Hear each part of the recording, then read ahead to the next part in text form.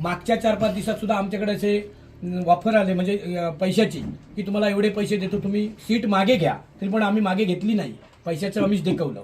आणि या ठिकाणी सुद्धा आता सर्व लोक आमच्या बरोबर आहेत आणि आम्ही रात्र फिरणारे सर्व कार्यकर्ते दोन्ही माडेश्वर असतील, मी असेल, काँग्रेस किंवा शिवसेना असेल, शिवसेना म्हणजे बाळासाहेब ठाकरेंची म्हणजेच उद्धव ठाकरेंची शिवसेना हे आमच्या बरोबर आहेत. माझे सर्वसामान्य कार्यकर्ते माझ्या पाठीशी फिरत आहे. आम्ही 2 गटाने फिरत. तुम्ही म्हणशाल जिल्हा परिषदचा उमेदवार कुठे आहे, तर वरच्या भागामध्ये 15 माणसं घेऊन फिरतोय, आम्ही इकडे फिरतो तळागाळ्यापर्यंत. घावणल्या गावातील जिथे जावं तिथे काँग्रेसला आणि मशाल चिन्हाला लोकांचा जोर आहे. आणि तुम्ही म्हटलं आता वन खातं म्हणजे वनप्राणी जास्तीत जास्त म्हणजे आता सुद्धा तुम्ही जर आधी अर्धा तास पुढे आला असता तर एवढा त्रास देतात की त्याच्यावर कोणी बोलत नाही, आमदार सुद्धा कुठला बोलत नाही.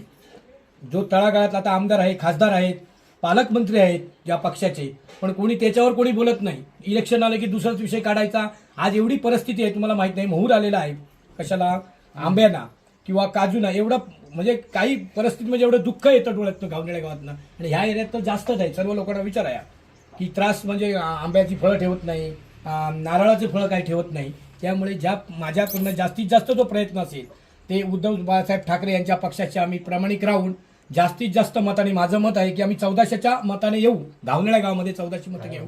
आमच्या समोर जे उमेदवार राहिलेला आहे दीपक नारकर जिल्हा परिषदचा, त्याला मला इथली वाडी सुद्धा माहीत नसेल. मी त्यांच्यावर टीका करत नाही. उमेदवार राहिला ज्याचा आता लोकशाही आहे, कुणी उभं राहायचं कुणी नाही आम्ही ठरवणारे नाही आहोत. जिल्ह्यात कुणी कुठे राहू शकतं. त्यामुळे त्यांनी ठेवलेला उमेदवार आहे, त्याच्या खाली पंचायत समिती उमेदवार आहे, तो आमचाच आहे, माझा शेजारी आहे. माझ्यावर त्यांच्याला बोलायचा अधिकार नाही मला. आणि वैभव नाईकांनी जे काम केलं ते जास्तीत जास्त आम्हाला फायदाशीर होईल. आणि जास्त मी काय बोलत नाही, एवढं बोलून माझं भाषण पूर्ण होईल. बस ना.